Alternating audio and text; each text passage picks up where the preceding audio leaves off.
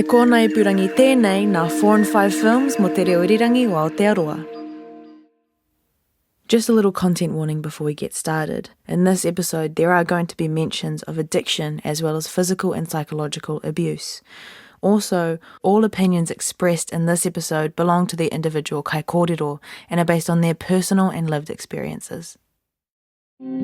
May we boundlessly dream of possibilities beyond our wildest imaginations. I dream of a world where we can be our fluid selves. May we weave communities of support, compassion and active solidarity. I dream of a world where we can come together. May we walk into a future that is connected and thriving for all. I dream of a world where Māori people have got our land back. Where takatapui can be free. Where Indigenous knowledge is recognised. And as we heal te taiao, we naturally heal ourselves. My name is Kahu and this is He Kākano Ahau, Season 2. Piki mai, kake mai. I'm guessing you've heard of prison. If you're lucky, it's a place you know only from movies or TV. For some of you though, prison is a bit more real. You go there to visit whānau or friends, or you've been there yourself. Maybe you're there right now. Growing up, I thought prison was where you put bad people for being, bad. But then in my 20s, I started to meet people who thought differently. In this episode, we're going to dive into Aotearoa's justice system and find out a little bit more about how it all works. Prisons work really, really well, just not for any of the stuff that we're told they're meant to work for. And how it might be done differently. I also have faith that the answers are within our communities. Let's get into it. Prisons don't reduce crime. Prisons traumatise people who are sent to prison. This is Emmy Rakete. Prisons train people to think in terms of domination and hierarchy. Prisons harm the families of people who are sent to prison. Emmy's the press spokesperson for People Against Prisons Aotearoa, or Papa. And the arguments she's repeating are literally from 1820. So we have been asking for the same prison reforms the whole time. We've been getting these prison reforms the whole time. And they have failed to actually fix the problem the whole time. Thanks to people like Emmy, my ideas about prison have started to change.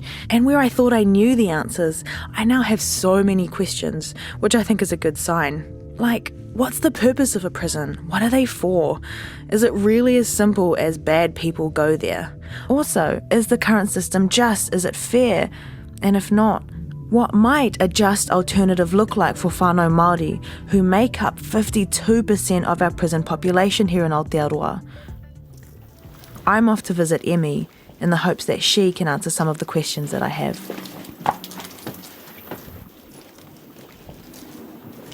I first met Emmy at Mātou 2 years ago. It's a bit of a whirlwind, but even then I could see she was a force to be reckoned with. But what else would you expect of Ngāpuhi?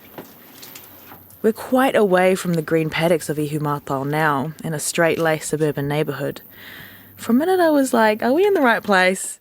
But we knock on a door, and there she is. Hi, Kāra. Oh, welcome. We head into Emmy's room, which is like a lush tropical greenhouse filled with artwork and plants everywhere. Oh, great basil plant. Oh my gosh. It did come like that, so it had nothing to do with looking at it. In the corner is her desk. That's where she's currently finishing off the last bits of her PhD. We settle in and Emmy introduces herself. So, ko Ngāpuhi me te raroa me ngā kaimahi o te ao o ke iwi. My ancestors were proletarianised in the 30s and moved to Auckland, and worked as part of the urban working class since then. So I grew up in Auckland, lived here for my whole life. Emmy is the media spokesperson for People Against Prisons Aotearoa, or Papa. The PhD she's working on is for a doctorate at the University of Auckland, and this is really simplified, but pretty much it's about the history of capitalism, the history of prisons, and how they're related. So the history of prisons is pretty interesting in Aotearoa. So to start off with, we had none anywhere. So I'm pretty sure you heard that, but just one more time in case you missed it. We had none anywhere. Yep. Prior to colonisation, prisons didn't exist here. The idea of putting someone in a cage and leaving them there till they become a better person never occurred to our ancestors, because it's dumb, right? It's obviously dumb. The basic structure of Māori society was whānau. It was based on ties of whakapapa, and prisons don't make any sense in that context. They're like a bad way of solving problems if you think this way. So our ancestors didn't think that way. But prisons shut up at some point between then and now. At first, Aotearoa's prisons were actually mostly filled with Pākehā. Prisons in New Zealand were mostly regional jails in the small towns and settlements they had set up, and they were mostly used to punish other Pākehā for the same kinds of crimes that you get put in a prison for back in the imperial core. But as Aotearoa's population changed, so did that purpose. As the kawanatanga got more and more politically powerful, they were able to use prisons in new and different ways. And in the period of explicit military conflict between different Māori organisations and the kawanatanga, prisons became an explicitly military technology. So the example that most people probably know about is parihaka.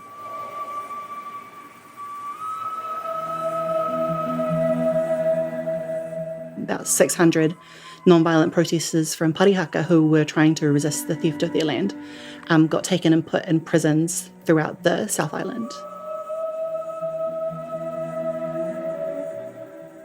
So we can see that actually even the kawanatanga recognised what prisons do, which is sever whakapapa, because they were literally deliberately using prisons to sever whakapapa during the land wars in order to break the military resistance of Māori to the theft of our land.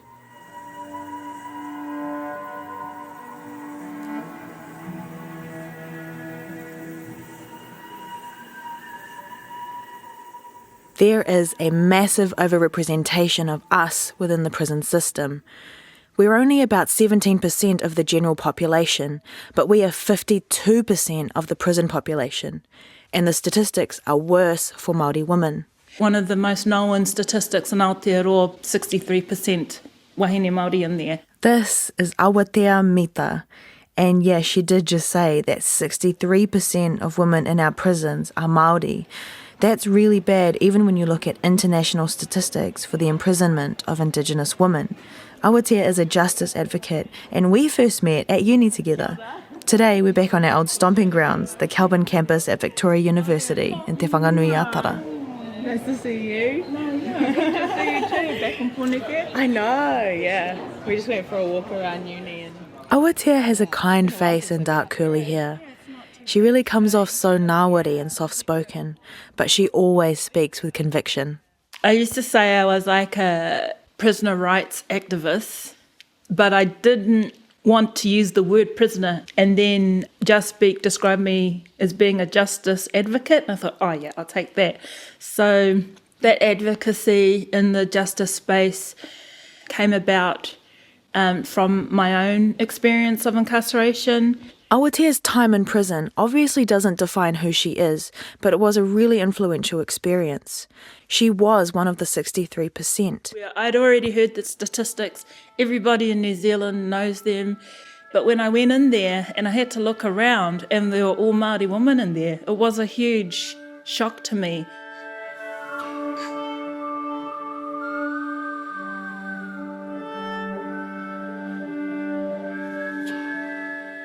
I think a lot of people assume that people in prison have come from an upbringing of disconnection, poverty, and no community support.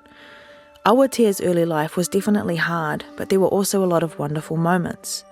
Her mum is the legendary Mita, one of the great pioneers of the Māori screen industry. A lot of Merita's work was focused on activism, and so Awatea as a child grew up attending protests and had some really strong role models. I want to kind of dispel this idea that it's only like really poor people or whatever stereotypical views that people have of women who go to prison. So I had everything on track at that point. I asked Awatea where she believes her journey into prison began. I look back on it as really starting with the death of my father. At that point, I was my father's oldest, so it fell on me to arrange his tangi. I was like a backbone in our whānau, someone that could be relied upon, respected, loved by everybody. Within the year, my job, which I was very much passionate about was terminated, and I thought that was the worst day of my life. But then 3 days after that, my mother passed away, and then I thought that was the worst day of my life. And at her tangi, definitely the wheels were falling off.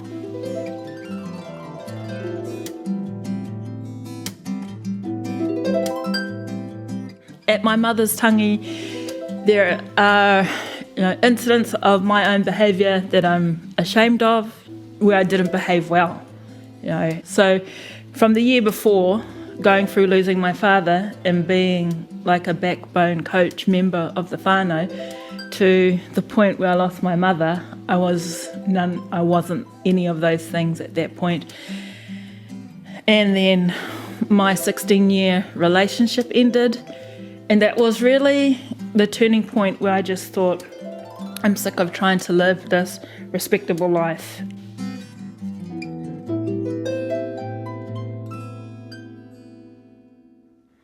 So basically, life just got really hard. She lost both of her parents, her dream job, she broke up a 16-year relationship, and she also had her son to take care of. It was a lot to cope with alone, and Awatea didn't really know how to.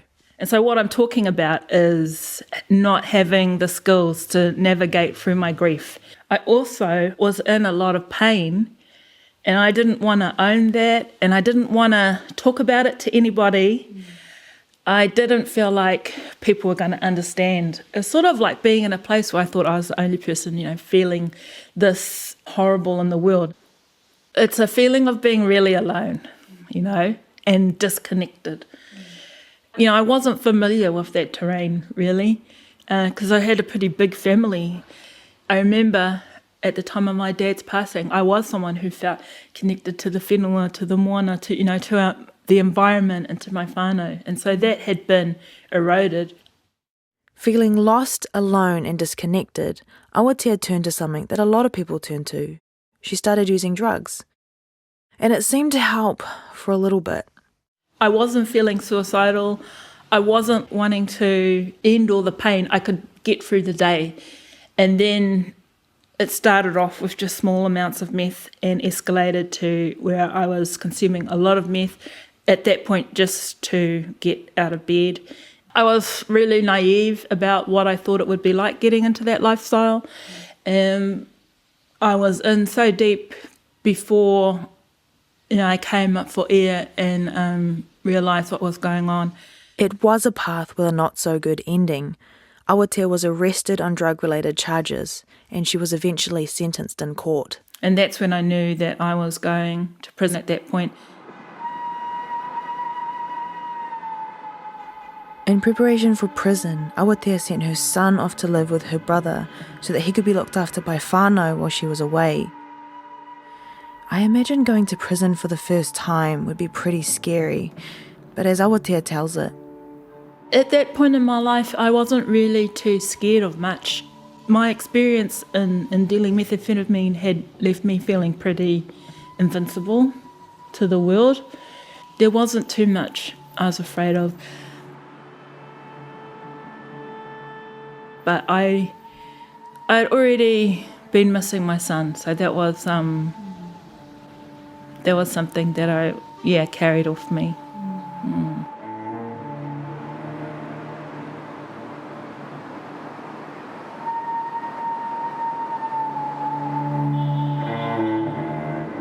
So Awatea wasn't afraid of what was waiting for her in prison, but if she knew then what she does now, maybe she might have been. Last year, Guy and Espina published this piece on RNZ. Mihi Bassett survived a suicide attempt in Auckland Women's Prison and lived through conditions the judge described as a concerted effort by corrections to break her spirit. In response to that story, Manukau District Court Judge David McNaughton ruled early in 2021 that corrections broke its own regulations multiple times in its treatment of these wāhine who were gassed in their cells and forced to perform a humiliating ritual just to be fed. This is what the judge said at the time of the ruling. The measure of a civilised society is how it treats its most vulnerable and disadvantaged citizens, and we judges know from experience that Māori women prisoners are amongst our most vulnerable, disadvantaged and damaged citizens. To learn that this serious physical and psychological abuse is occurring in a women's prison is profoundly disturbing. And that it is happening, or that it was happening, here in our own backyard in Manukau, just a few minutes' drive from this court, is especially disturbing for a judge who sits here. And another story was hitting the headlines at the end of 2020, though this one was at a different prison. There was this uprising in the ugliest, dirtiest, shittiest unit in Waikeria prison. So it's a logical place for an uprising to happen. This is Emmy Rakete again. The uprising she's talking about was 16 men protesting for 6 days over what they described as unacceptable conditions at the prison. Here's what was said on RNZ's morning report, including comments from Chief Ombudsman Peter Bosher. In August, the Office of the Ombudsman published a report into an unannounced inspection of Waikeria Prison. It said that while the low security areas were well maintained, the high security areas were not fit for purpose, and this was seriously affecting the treatment of prisoners. The high security unit in this prison that's old and hasn't been fit for purpose for some time is old, and in short, the conditions are just decrepit and bearing on the inhumane. Tāne at Waikeria Prison are entitled to complain about things like living conditions, and corrections are obligated to investigate in a fair, effective and timely manner. But the Ombudsman's report found that 77% of people did not have faith in the complaints process. 78% said they didn't feel complaints were dealt with promptly, and 75% said they weren't dealt with fairly. During that unannounced inspection at Waikeria, a tāne there actually requested a complaint form. They literally had to go off and print some forms so that the Ombudsman could see what those forms looked like when they went to Waikeria, because there were literally none on hand. So the idea that people in prison are meant to just follow the formal process in order to get justice is a lie. But it's not a new lie. The kawanatanga has always told our people, just fill in the form, just sign the bit of paper, just come to Parliament, just vote, and you'll get your justice. And we've never gotten justice.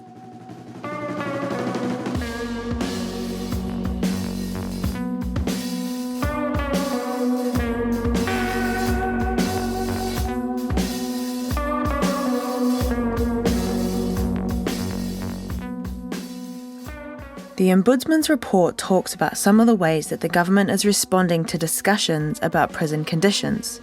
They are building a new 600-bed facility at Waikeria. The report talks a lot about the hōkairangi strategy, which was launched in 2019. According to Corrections, hōkairangi is a kaupapa that innovates to find new and alternative ways of doing things to achieve better outcomes with Māori and their whānau. In the report, the prison's leadership team were seen to show a demonstrated commitment to hōkairangi, but there were a number of areas where reality did not align with the strategy.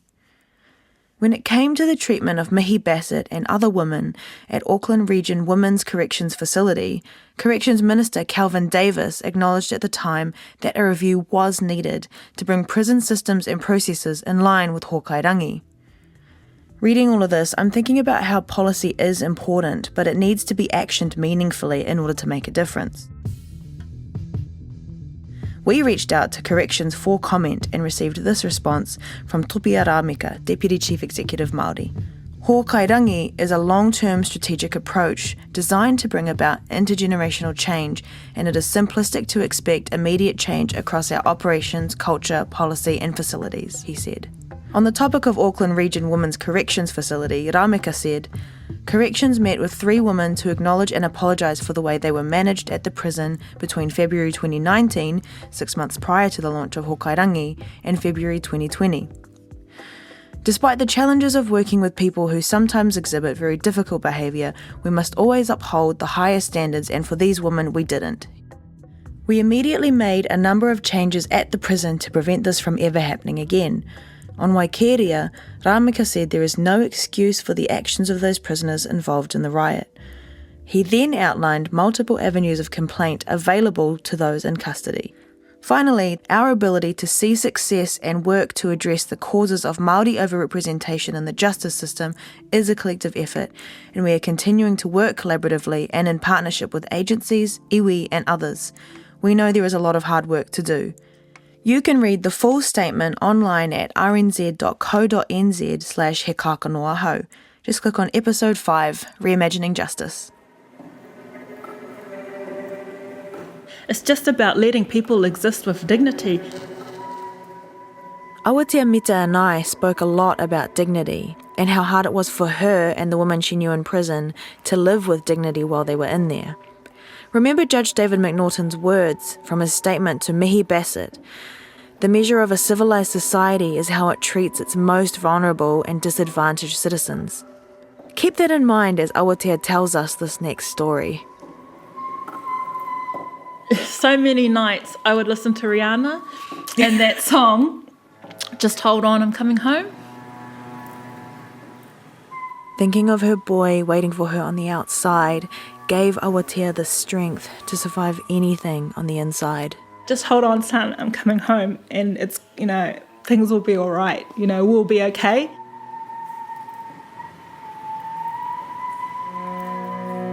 "11 months into my prison sentence, he passed away from an accidental drowning at the Whakatane Bridge.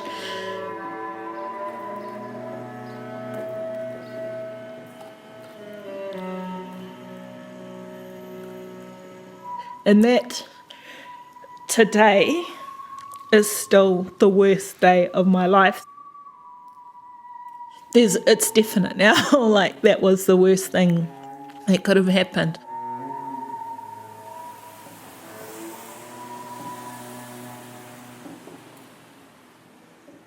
It's a pain that no one should ever have to experience.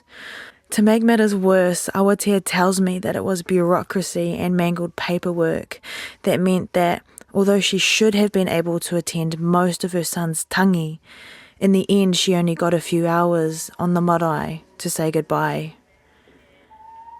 Once she was back in prison, things didn't get easier. Really sickened me, actually, how the prison dealt with that.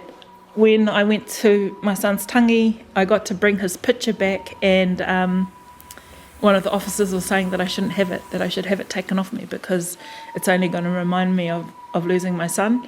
And I just thought, do you think I forget? Do you think there's a second in the day where I don't know that I'm a mother who's lost their child?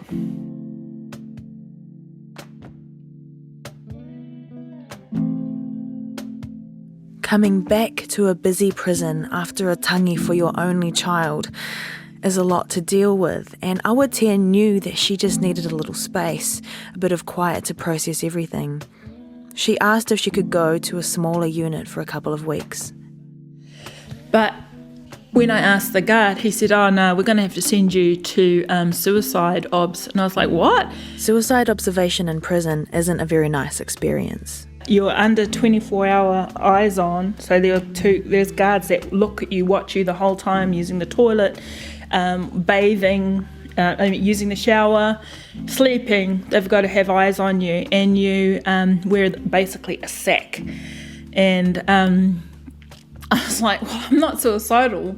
I was acutely aware of what my needs were. I just needed a little bit of time to process losing him away from such a big crowd of people. Thankfully, Awatea knew her rights. I said to him, "Oh, can I have a phone call, please?" And he's like, "Why?" And I'm saying, "Well, I need to ring my brother because I need to let him know that I'm asking you for a timeout and you're not giving it to me. And so if I let him know that this is going on, he can raise it with the prison management." And then boom, the guy did his job. What would have happened if Awatea hadn't known this? If she hadn't been brought up by her tūturu feisty activist mum? If she didn't even know it was possible for her to advocate for herself? Yeah, absolutely right. I did have an awareness of rights and to insist on my rights because so many women I met there didn't know. As Māori women, as the most marginalised communities in this country, brought up under that cloak of colonisation, that has a purpose of ensuring that you for one, don't know your rights, and if you do, that you're not going to fight for them. You know, that's how that system can continue to be self-constituting and perpetuates itself, because there's no one there to challenge it.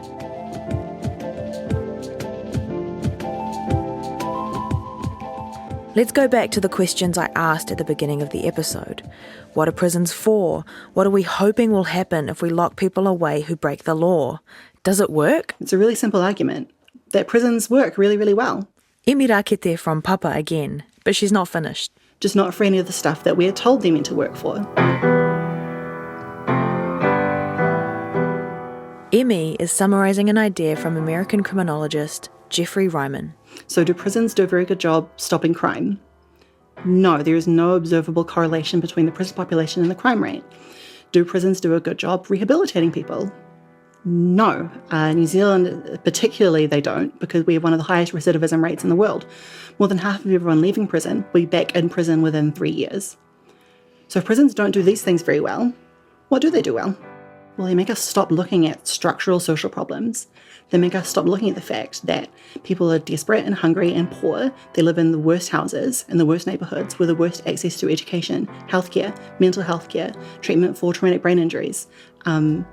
We don't look at any of these structural social problems. We just look at the bad person who did a bad thing, so we put them in a box. It's misdirection.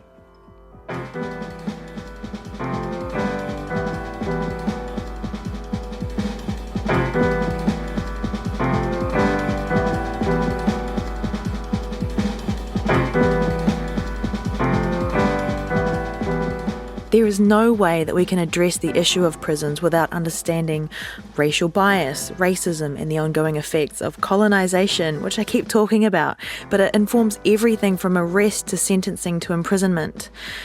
We also can't address it without understanding all the problems within health, education, housing, employment. They all contribute to setting someone on a path towards prison. This situation is by design. Awatea agrees. Students in the education system who are suspended, expelled, or excluded from school are more likely to end up in prison. No prizes for guessing what is the majority ethnicity that are suspended, expelled, and excluded from schools. Māori.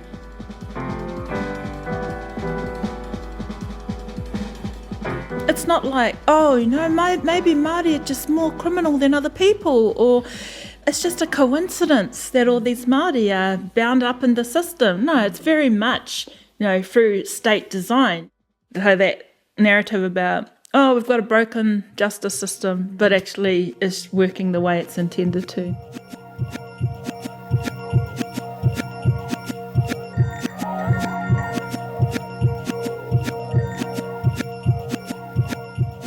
Awatea and Emmy are both pretty strong in their convictions that the current system is broken, but they're also both hopeful that change is possible. To my way of thinking, the starting point actually comes back to some of our more traditional ways of being in the world, where our relationships are based on respect, respect of one another, respect for our elders. So currently, you can get a cultural program in prison and you can learn to be more Māori, on a tikanga program. Like, let's have tikanga from the outset, let's have our way of being in the world, the first experience we have of this world. So much can start with just a simple conversation and having some hard conversations within our own families, and kind of building up a movement towards taking care of our needs.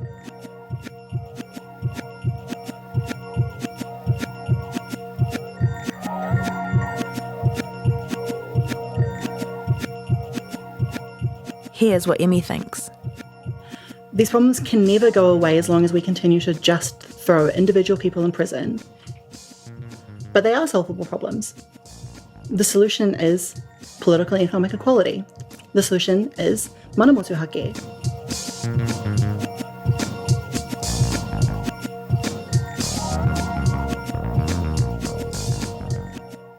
These are serious problems. Violence, abuse.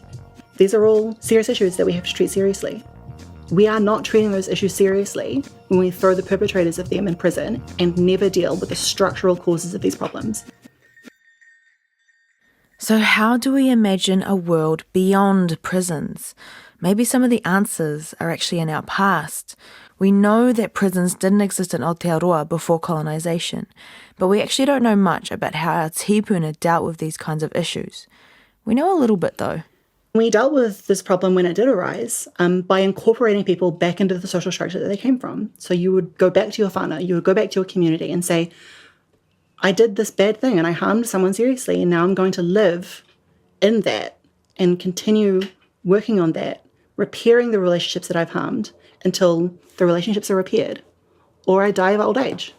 Just like the past, it can be hard to think about the specifics of a future without prisons. Thanks to Emmy, we know now that prisons actually haven't been around for that long, and yet moving towards literally anything else feels like a mammoth task. You might know the feeling of being in a hui that's going round and round and round in circles, and I know that could be frustrating. But the more I think about it, the more I feel that gaining a holistic perspective is an important part of justice. That accountability by and within a whānau unit feels like a great way to think about justice. And we already have the processes to do that well. Back to Emmy. It looks like marae justice. It looks like holding people accountable for the harm that they've done without putting them into re-traumatizing and individualizing punitive institutions that don't help them and don't help us.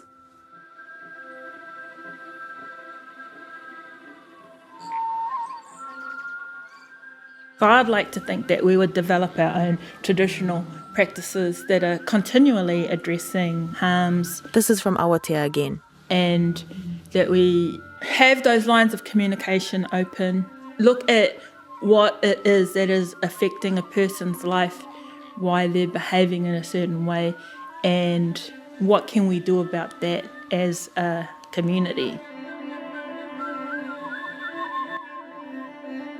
I also have faith that the answers are within our communities, because I think communities are the experts on their needs and how those needs should be met. Certainly within the space of justice reform, there are new strategies emerging that appear to look to tikanga Māori for a path forward. Te Paeoranga is one example of that, and it replaces a traditional court experience with a marae one, putting you in front of a panel of whānau community members and kaumātua to talk about any harms that have been caused. One of the aims of Te Paeoranga is to be an interrupter so that this young person isn't just exposed to the criminal justice system, that they have to confront what they've done, be accountable for what they've done, and in front of members of their community, be accountable and take responsibility for, repairing any harm that they may have caused. I still have my reservations about it though. Can we take this traditional court system, put it in a whare that is aesthetically Māori in design, and call that good change?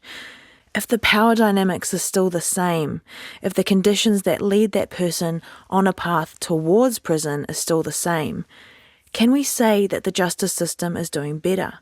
You know, we've seen it over and over again. Organisations taking te reo words, changing their names, incorporating a few karakia and some Māori values and saying that this is now a Māori kaupapa. Department of Corrections is te ara pautama, a pathway of excellence. But there's nothing excellent about corrections. How dare they? Oh. And now corrections have this policy, hōkairangi, and they want to have better outcomes for Māori whānau. That's one of the principles of that policy, that no one should come into the system and be more harmed or traumatised by their time there. Waikeria, mihi and kama, these are huge indictments on corrections. I think it's easy to be cynical about corrections' ability to be able to deliver hōkairangi.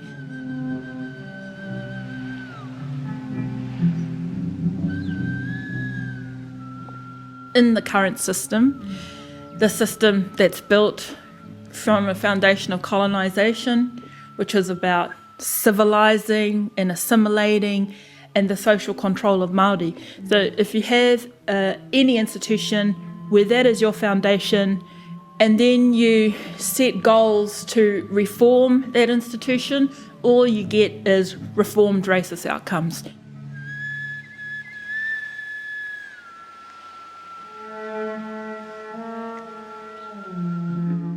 So focusing more on tikanga Māori in the justice system is definitely a step in the right direction, but as Awatea said, it doesn't address the reasons people end up in that system in the first place. True justice, in my mind, goes back a couple of steps. When I think of justice, I think of people having kai on the table, having access to good mental health support, having good medical care, having resources for iwi so that they can bring all of their people into connection and community. It's examining the law and the people who enforce it. Why are our laws created the way they are? Who stands to benefit and who stands to lose? Let's get rid of that old colonising system. There's no amount of reform that's going to make it, capable of delivering good outcomes for our whānau. Let's start again. Let's be true to our Treaty of Waitangi relationship, te tiriti, and look at this with a different lens. There are so many different paths that a person could take after leaving prison. Many will return again for a whole bunch of reasons. One of those is how hard it is to find a job. I left the prison thinking I was never going to get another job, I'd never be respected in society again, that I'd never be able to travel overseas again, all of those types of things. So I didn't have much hope. And then as time went on, I managed to break down all those barriers, and that was that inner work of having to fight those narratives that I would always live this diminished existence, this less than existence, because I'd been in prison. It's like that whakatauki, you come too far not to go further. So I've managed to develop a lot of hope for what our future can look like, because I don't want our daughters and our nieces and our granddaughters and grandnieces to be having the same experiences that I had in the criminal justice system.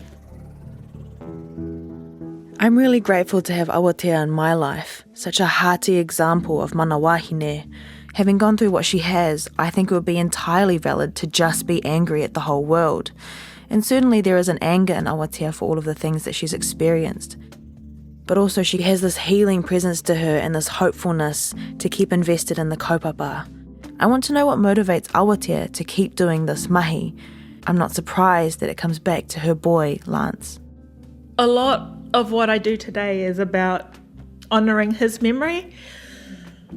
I hear people say, I can't make up for the things I've done. I can't make amends because the people who were affected have died. But I have a different perspective. I look at it like, in death, I can do the things for him that I didn't do in life. When I think of my son and how much he motivates me to stay on this track of advocacy, that is enough. If that's all the encouragement I had, it's all I need. I know that he would be proud.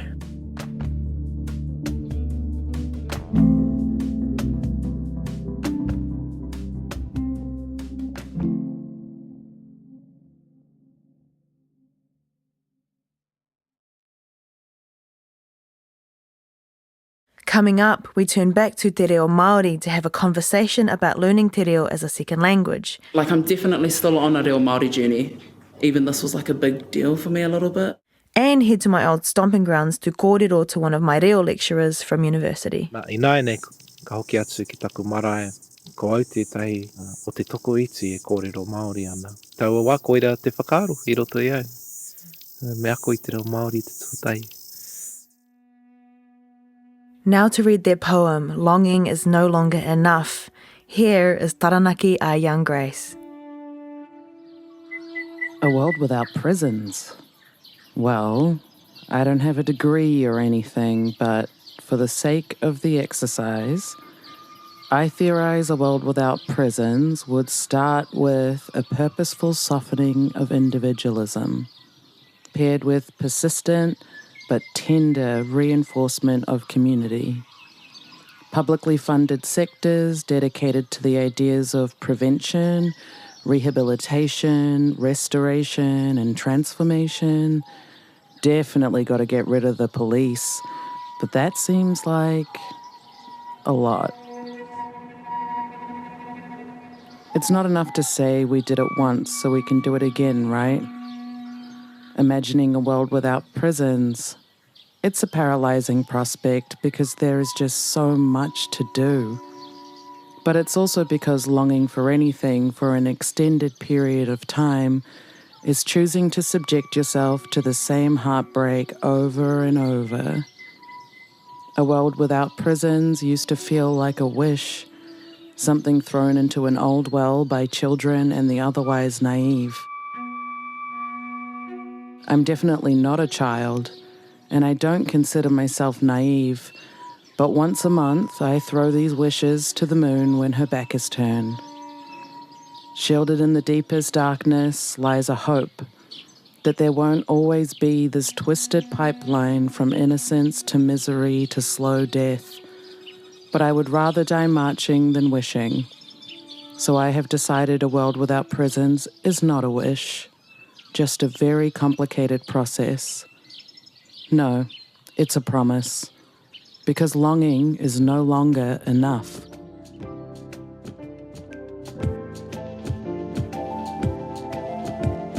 He Kākano Ahau was hosted, produced and co-written by me, Kahu. Melody Thomas is the other co-writer and producer for the series. She also edited with the help of Kirsten Johnstone. Big mihi to our production assistants, Tahira Maya Nahi, Briar Pomana, India Logan Riley, Rebecca Parangi. Our accounts manager is Alison Pearce. Our reo advisor is Jamie Tehuia Cowell. Mark Chesterman is the series engineer, and Ursula Grace and Francis Morton are the executive producers. Music for the series created by Ruby Soli, Ma and Ranui Mars, and our cover art is by Huriana Kopeke Te Aho. So many thank yous to our poets and creatives, Ranui Mars, Azembri Aulani, Marati K, Taranaki Young Grace, Trinity Thompson Brown and Sinead Overby. Big mihi to the folks at RNZ, Megan Whelan, Shannon Honui Thompson, Justine Murray and Tim Burnell. This podcast was made with the support of RNZ and New Zealand On Air. The final big thank you is to all of our kaikōrero who shared their thoughts, hopes and dreams for this season of He Kākano Ahau. We are so grateful. This kaupapa is for generations of Indigenous babies to come. May you be grounded, may you be hopeful, may you always be able to find your way home. Aroha nui.